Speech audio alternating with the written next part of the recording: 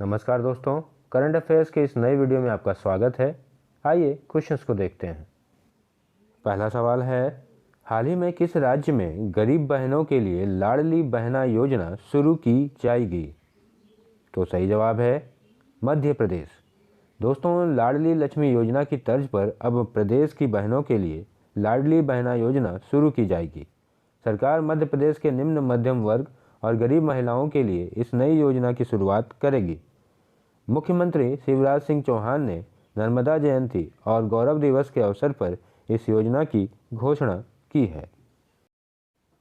अगला प्रश्न है, हाल ही में कहां के एक स्टार्टअप ने तेल के टैंकों को साफ करने के लिए एक रोबोट विकसित किया है?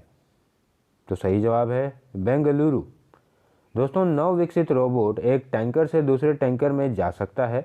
यह वैक्यूम क्लीनर की तरह ही काम करता है। रोबोट को beta tank robotics private limited द्वारा विकसित किया गया है। यह पेट्रोलियम रिफाइनरियों में तेल के टैंकों में काम कर सकता है, इसलिए यह मानव जीवन के लिए जोखिम को समाप्त करता है। तो एक बेहतर पहल शुरू की गई है। अगला प्रश्न है, भारतीय सेना का अभ्यास तोपची किस राज्य में आयोजित किया गया? तो सही जवाब है महाराष्ट्र के देवलाली में।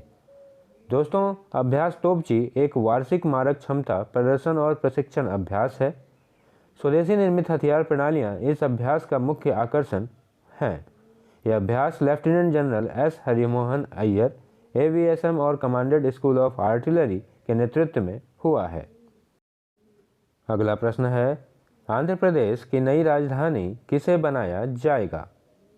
तो सही जवाब है विशाखापत्तनम। दोस्तों, मुख्यमंत्री वाई.एस. जगनमोहन रेड्डी ने कहा कि अमरावती को राजधानी के रूप में विकसित करने की योजना को अब खत्म कर दिया गया है।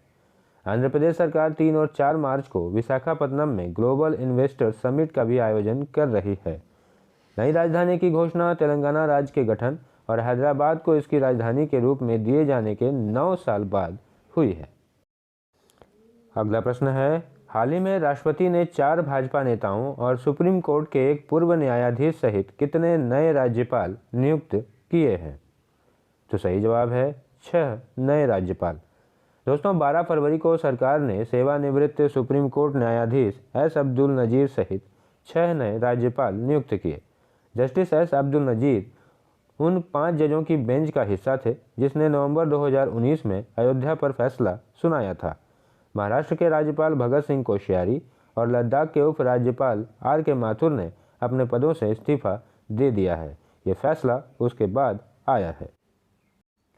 अगला सवाल है, भारतीय रिजर्व बैंक द्वारा कब से कब तक 2023 वित्तीय साक्षरता सप्ताह FLW का आयोजन किया जा रहा है? तो सही जवाब है 13 फरवरी से 17 फरवरी। दोस्तों, इस वर्ष FLW का विषय सही वित्तीय बर्ताव करे आपका बचाव है। यह विषय वित्तीय शिक्षा के लिए राष्ट्रीय कार्यनीति 2020 से 2025 के समग्र कार्यनीतिक उद्देश्यों के साथ संरेखित है। इसका उद्देश्य आम जनता के बीच जागरूकता उत्पन्न करते हुए वित्तीय आघात सहनीयता का सृजन करना और उनके हित को बनाए रखना है। अगला सवाल है, किस देश के द्वारा एकुशे पदक के लिए 19 व्यक्तियों और 2 संस्थानों के नामों की घोषणा की गई? तो सही जवाब है बांग्लादेश सरकार। दोस्तों, बांग्लादेश सरकार ने देश के दूसरे सर्वोच्च नागरिक पुरस्कार एकुशे पदक के पुरस्कार के लिए 19 व्यक्तियों और 2 संस्थानों के नामों की घोषणा की है। 12 फरवरी को संस्कृति मंत्रालय ने नामों की घोषणा की। एकुशे पदक विभिन्न श्रेणियों जैसे भाषा आंदोलन में योगदान, मुक्ति संग्राम, कला और संस्कृति, पत्रकारिता और समाज सेवा जैसे क्षेत्रों में उल्लेखनीय योगदान के लिए दिया जाता है। अगला प्रश्न है, खेलो इंडिया यूथ गेम्स में किस राज्य ने सबसे ज़्यादा मेडल जीते? तो सही जवाब है महाराष्ट्र ने। दोस्तों, महाराष्ट्र ने 56 स्वर्ण, 55 रजत और 50 कांस्य सहित कुल 161 पदकों के साथ पदक तालिका में पहला स्थान प्राप्त किया। हरियाणा 41 स्वर्ण, 32 रजत और 55 कांस्य सहित कुल 128 पदकों के साथ दूसरे स्थान पर रहा। मध्य प्रदेश 39 स्वर्ण सहित कुल 96 पदों के साथ तीसरे स्थान पर रहा।